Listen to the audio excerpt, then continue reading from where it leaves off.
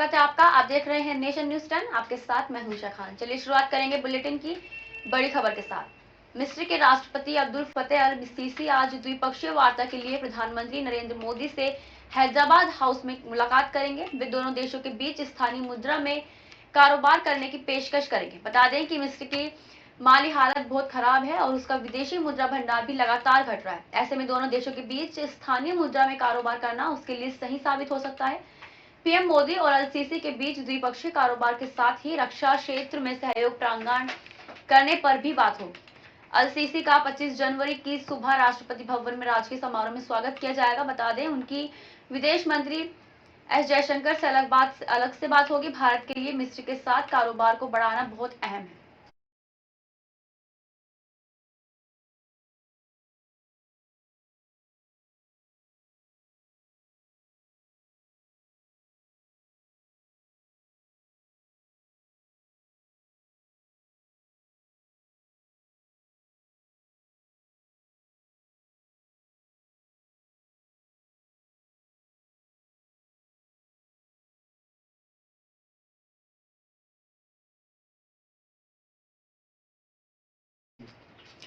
उत्तर भारत के कई राज्यों में ठंड से फिलहाल राहत है। राष्ट्रीय राजधानी दिल्ली समेत उत्तर भारत में मौसम विभाग ने बारिश की संभावना जताई है। बता दें मौसम विभाग के अनुसार राष्ट्रीय राजधानी दिल्ली में बुधवार और बृहस्पतिवार को ज्यादा तापमान 21 से 22 डिग्री रह सकता है। मौसम विभाग की माने तो बुधवार सुबह दिल्ली के कुछ इलाकों में हल्की बूंदाबांदी हो सकती है। वहीं बृहस्पतिवार को भी दिल्ली में बादल छाए रहेंगे और कुछ इलाकों में हल्की बारिश हो सकती है। इससे पहले दिल्ली में मंगलवार को पूरे दिन बादल छाए रहने और ठंडी हवा चलने से मौसम में ठंडक महसूस की गई।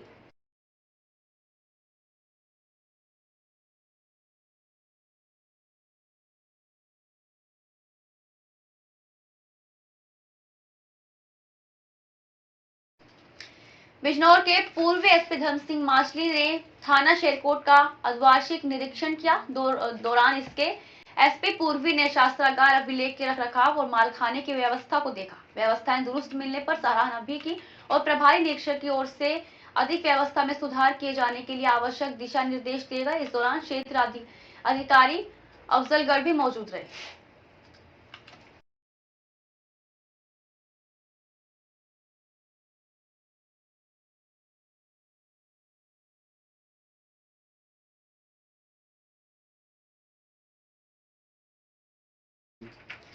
बिजनौर के मौसम में आए बदलाव में हल्की बारिश होने से इलाके में ठंड का असर बढ़ने लगा है। लोगों को घरों में कैद होने पड़ रहा है, लेकिन गेहूं की फसल के लिए ये बारिश काफी अच्छी मानी जा रही है। बारिश होने से किसानों के चेहरे खिल उठे हैं, लेकिन ठंड बढ़ने से लोगों को बाहर आने जाने में परेशानी हो रही है। साथ ही आपको बता दें कि हल्की बारिश होने से लोगों ने राहत की सांस ली है।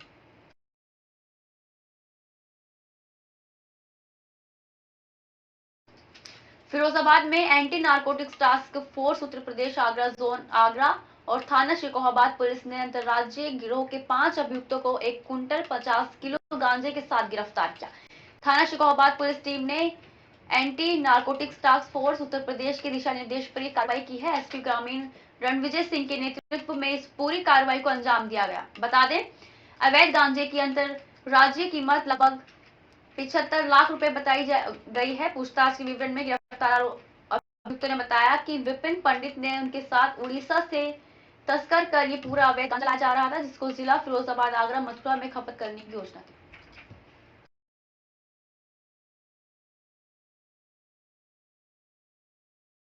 ये लोग पकड़े गए आरोपी हैं, क्या मामला है?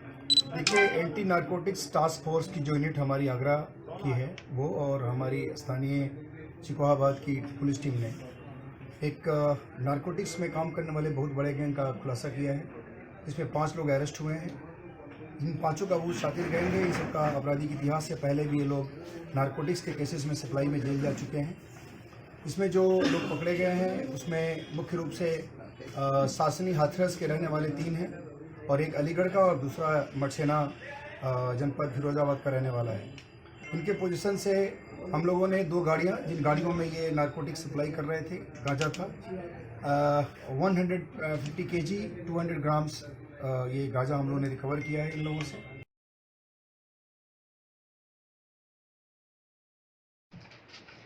फिरोजाबाद दबरई सीडीओ दीक्षा जैन ने उच्च प्राथमिक विद्यालय दबरई पर जाकर राष्ट्रीय बालिका दिवस रैली को हरी झंडी दिखाकर रवाना किया। सीडीओ के द्वारा दी गई जानकारी में बताया कि आज बेटी बचाओ बेटी पढ़ाओ और महिला सशक्तिकरण अभियान है। बच्चों ने रैली निकाली है जिसमें बच्चों के द्वारा बेटी बचाओ बेटी पढ़ाओ के नारे भी लगाए गए और लोगों को जागरूक किया गया। इस कार्यक्रम में आशाओं ने भी बढ़ चढ़कर भाग लिया। आज वर्ल्ड गर्ल चाइल्ड डे पे बेसिकली जो बेटी बचाओ बेटी पढ़ाओ अभियान है और महिला सशक्तिकरण की तरफ जो लगातार हमारी सोसाइटी जा रही है, उसी के क्रम में आज बच्चों की रैली निकाली गई है जिसमें बच्चों ने बेटी बचाओ बेटी पढ़ाओ का प्रचार करते हुए नारे भी लगाए हैं। उसमें आशाओं ने भी भाग लिया है। इसके बाद गोष्ठी भी की जाएगी।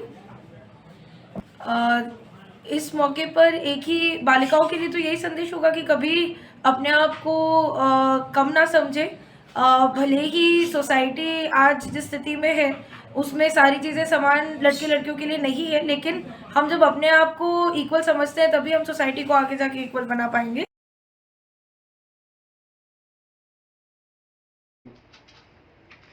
बता दें मामला पिरान करियर का है। जानकारी के अनुसार जहां ई रिक्शा चालकों से पार्किंग के नाम पर वसूली की जा रही है, वहीं ई रिक्शा चालकों का कहना है कि कलियर से अगर कोई भी चालक अपनी रिक्शा लेकर गुजरता है तो उससे पार्किंग की पर्ची का पैसा वसूला जाता है और काफी समय से पर्ची का पैसा वसूला जा रहा है। वहीं इस पूरे मामले को संज्ञान लेते हुए ज्वाइंट मजिस्ट्रेट अभिनव शाह ने कहा है कि ये जो कलियर पार्किंग का मामला सामने आया है, इसमें जांच कार्रवाई की जा रही है।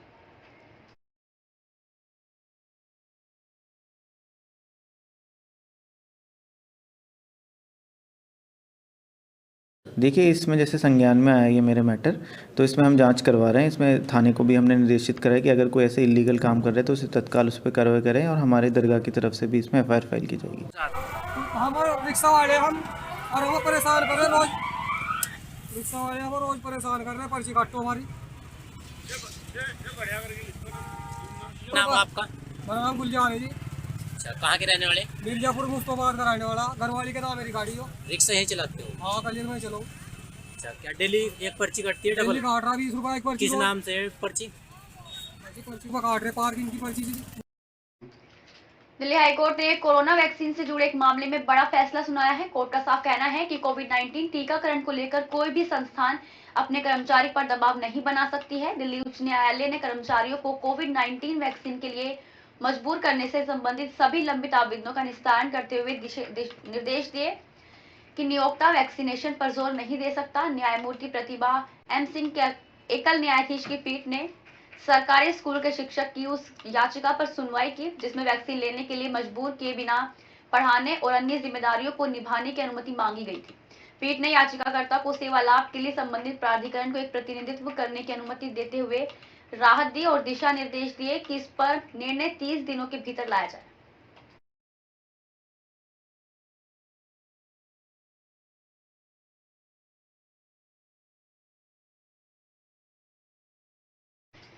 लक्सर के भगवानपुर इलाके में इंटरनेशनल ह्यूमन राइट्स काउंसिल की तरफ से मदरसा कादरिया मजहरुल उलूम मुजाहिदपुर सतीवाला बंदरजूर मदरसे में पढ़ने वाले बच्चों को कंबल वितरित किए गए।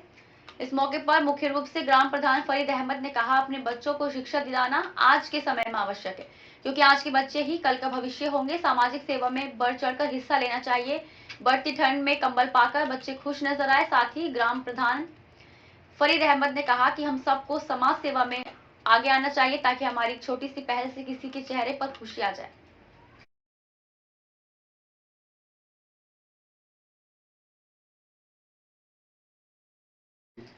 मध्य प्रदेश की बिजली कंपनियों के संविदा और आउटसोर्स कर्मचारियों की 3 सूत्री मांगों को लेकर की जा रही है अनिश्चितकालीन काम बंद आंदोलन के आज चौथे दिन भी संयुक्त संगठनों के तत्वावधान में हड़ताल जारी है। मंदसौर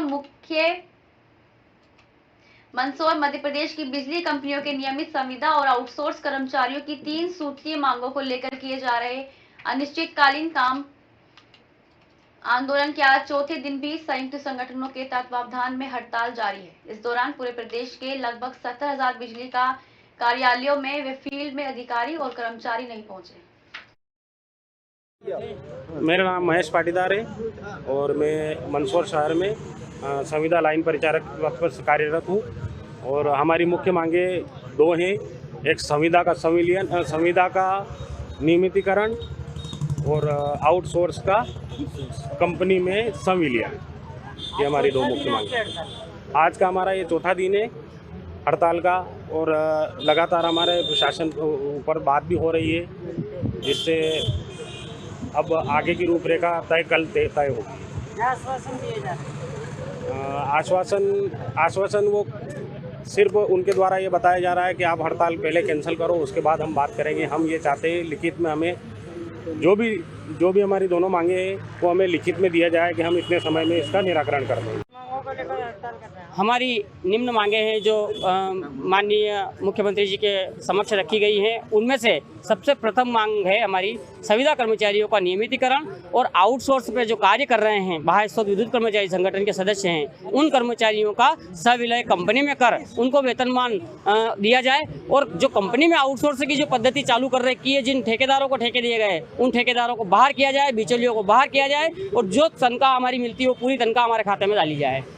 ये और कंपनी कैडर से हमको सैलरी दी जाए। और हम जो चाहते हैं, हमारे जो पेंशनर संघ भी हमारे साथ में हैं, कई संगठन हमारे साथ में हैं और आज हम उनका स्वागत अभिनंदन करते हैं। उन लोगों ने भी 12 बजे से सभी सरकारी जो कर्मचारी हैं उन लोगों ने भी हमारे कंधे से कंधा मिलाकर कार्य करने का हमको आश्वासन दिया है और वो भी खुद हमारे साथ में इस धरने में साथ रहेंगे।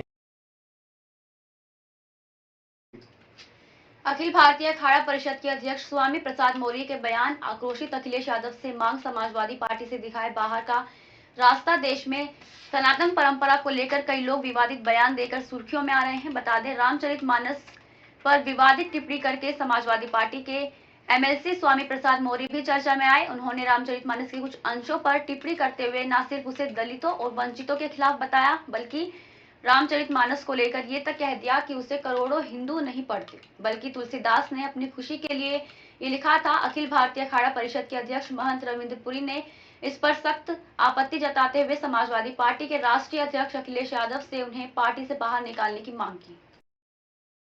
दुख का विषय है। आज आपने देखा होगा आजकल पूरे भारत में एक ही इन्होंने मुद्दा पकड़ा हुआ है। कोई भगवान राम पे टिप्पणी करता है, कोई कृष्ण पे टिप्पणी करता है, कोई हनुमान जी पे टिप्पणी करता है। इन लोगों को पॉपुलर होना है, वोट बैंक के लिए सब कार्य किया जाता है। जो हमारे सपा के नेता है, हम तो ये कहना चाहेंगे हमारे जो माननीय अखिलेश जी है उनको पार्टी से निकाल देना चाहिए।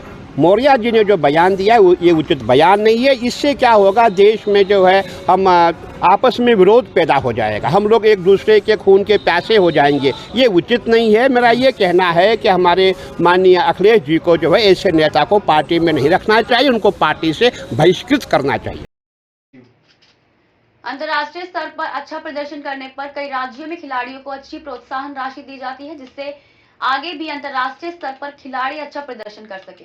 उत्तराखंड सरकार भी खिलाड़ियों को आगे बढ़ाने के लिए काम कर रही है, मगर जिस तरह से खिलाड़ियों को सम्मान मिलना चाहिए वे सम्मान उत्तराखंड की सरकार खिलाड़ी को नहीं दे रही। यही दर्द थाईलैंड से बॉडी बिल्डिंग से गोल्ड मेडल जीतकर लौटे हरिद्वार के कपिल गुर्जर ने बयां किया है और सरकार से मांग की है कि खिलाड़ियों को अन्य राज्यों की तरह सरकार प्रोत्साहित करे, जिससे भविष्य में उत्तराखंड के साथ ही भारत का नाम भी खिलाड़ी रोशन कर सके। थोड़े से मेरे लिए निंदनीय बात है कि जिस तरह बाहर के राज्यों में खिलाड़ियों को प्रोत्साहित किया गया है और मेरे साथ के भी जो एथलेटिक्स में गए थे चैंपियनशिप में जो गोल्ड मेडल सिल्वर मेडल लेकर आए हैं, उनको बहुत अच्छे से उनकी राज्य सरकार ने बहुत अच्छे मोटिवेशन खुद देते हुए उनको बड़े अच्छे से सम्मानित किया है और जिससे कि वो आगे भी अपने देश के लिए और अपने राज्य के लिए गोल्ड मेडल या इसमें पार्टिसिपेट कर सकें और अच्छा नाम, देश का नाम रोशन कर सकें। और हमारा क्या है कि मैं अभी रिसेंटली 6 महीने पहले एशिया में भी सिल्वर मेडल लेकर आया था। उसके बाद भी मेरे को बहुत उम्मीद थी कि उत्तराखंड सरकार से कि मेरे को कुछ प्रोत्साहित मुख्यमंत्री द्वारा दिया जाएगा और मुझको मोटिवेशन इस तरह और राज्यों में प्लेयर को दिया है तो मेरे को भी पूछा जाएगा। लेकिन उसके बाद मेरे को इतना टाइम नहीं था, मेरी वर्ल्ड चैंपियनशिप सर पे खड़ी हुई थी और वो 4 महीने बाद थी, तो मैंने और चीज़ों पे गौर ना करते हुए मैंने अपने वर्ल्ड चैंपियनशिप की तैयारी करनी शुरू करी, जो कि मैं दिन रात मेहनत करता रहा। और 4 महीने बाद जब मैंने उस वर्ल्ड में राज्य का नहीं पूरे देश में इंडिया का लगी, पूरे वर्ल्ड में इंडिया का नाम रोशन किया और मुझको जब तिरंगा लहराया मैंने अपने देश के नाम का, तो मुझे बड़ा गर्व महसूस हुआ।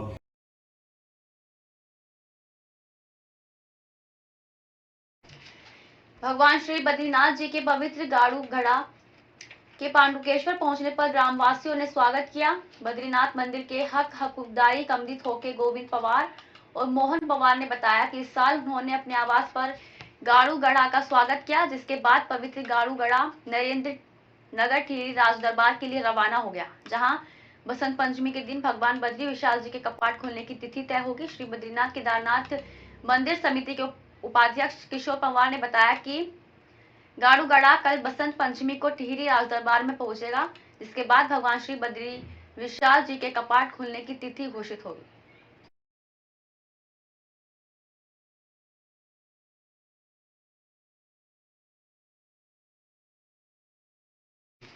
आज के लिए बस इतना ही। देखते रहिए नेशन न्यूज़ 10।